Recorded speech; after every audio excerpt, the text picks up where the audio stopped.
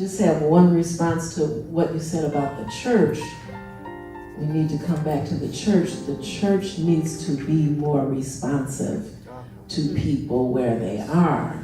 It's the church's responsibility to respond. Not for people that, for whatever reason. I asked somebody, a young man once, I just asked the question, just tell me why you're not going to church anymore. And they said back to me, you know what? And they never answered the question, but they said this. You're the first person who ever asked me that question. Now that's an indictment on the church, not on that young man. You know, I think that storytelling is super powerful. And I think sometimes in our families, we don't do that. Sometimes we have stories, I was talking to Alice about this, we have stories in our own families and we don't tell it. We don't tell the pain, we don't tell the trial, we don't tell the tribulation. And that's from, generations past, right? Sometimes we had ancestors, this did not tell the story. We find out later many things that they did if we're fortunate. But they don't tell the story. But I think one of the things we need to get back to is telling the stories, telling our stories. I had a chance in this particular chapter to talk about my grandmother, who in Philadelphia for a number of years was the judge of elections for her precinct.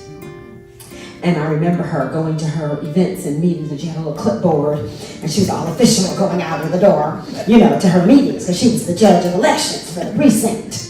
I think we call them precinct delegates here, but she had she took so much honor in serving her community in that way. But these stories, we need to tell these stories. We need to tell these stories, and we need to listen. Yes.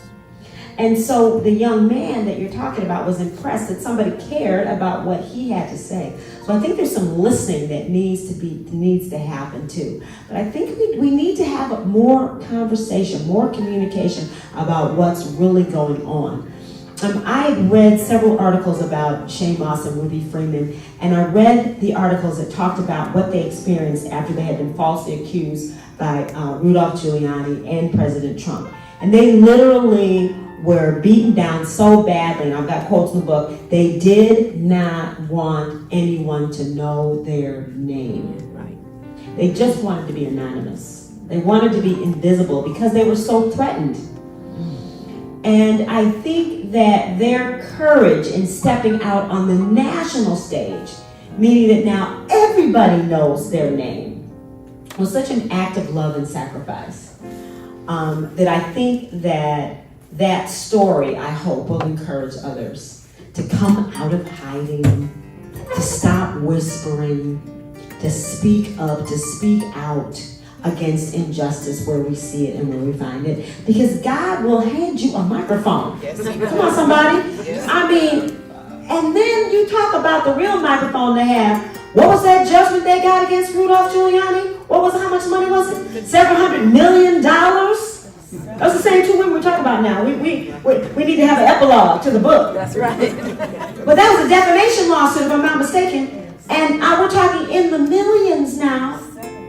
In the millions of dollars because of the assassination of their character. And so I think that as we tell our stories and lift our voices, right? It's super powerful. Amen.